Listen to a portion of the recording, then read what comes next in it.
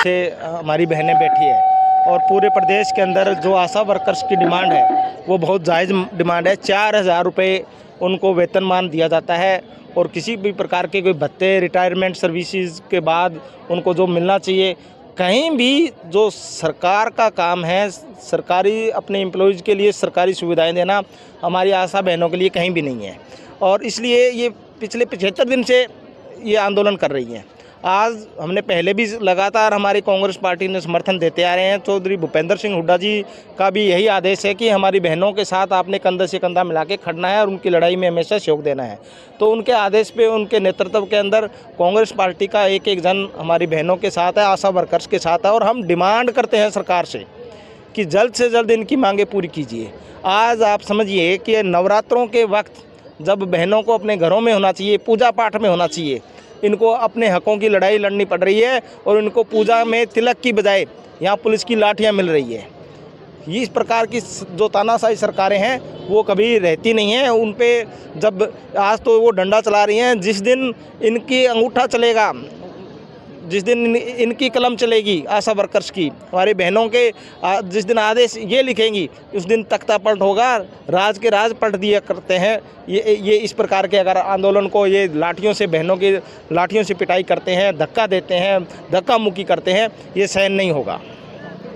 आपने खुद ने जो बात बताई है कि आज त्योहारों के समय में जिन हमारी बहनों को अपने घर पर होना चाहिए, इनके व्रत भी होते हैं, लेकिन ये देखने वाली बात है कि यहाँ पर बैठ कर भी ये अपना व्रत, अपने जो संघर्ष की लड़ाई के लिए आज ये यहाँ पर बैठी है।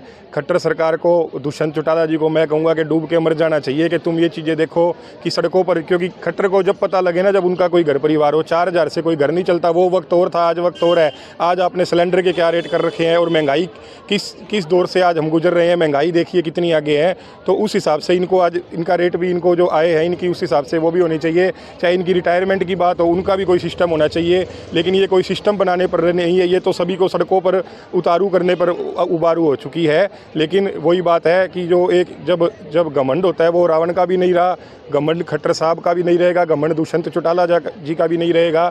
ये वोट की चोट से जब इनको धक्का लगेगा, जब इन्हें समझ आएगा कि इन्होंने जो हरियाणा के हर वर्ग को जो दुखी करने का काम किया, आज ये भी बदला लेने का कार्य करेंगे।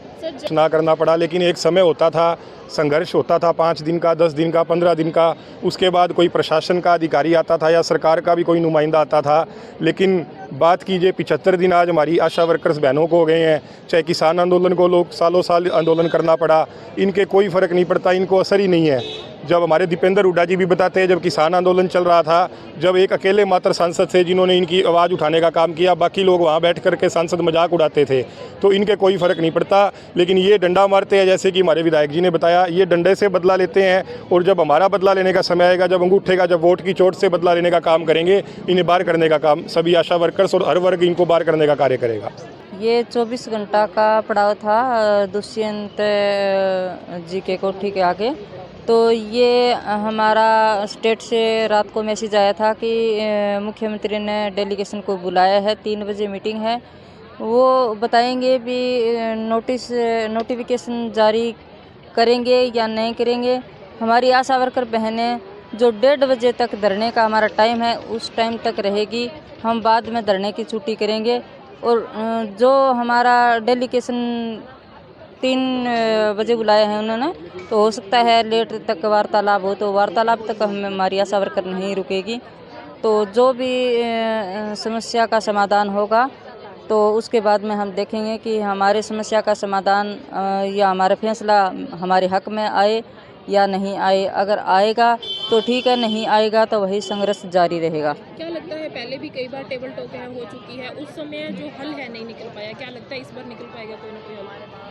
कुछ नहीं कह सकते इस बार निकल पाएगा या नहीं पाएगा, पर हमारी आशा वर्करों में इतने रोष है कि वो निकल तो नहीं पाएंगे, पर हम निकलवा लेंगे।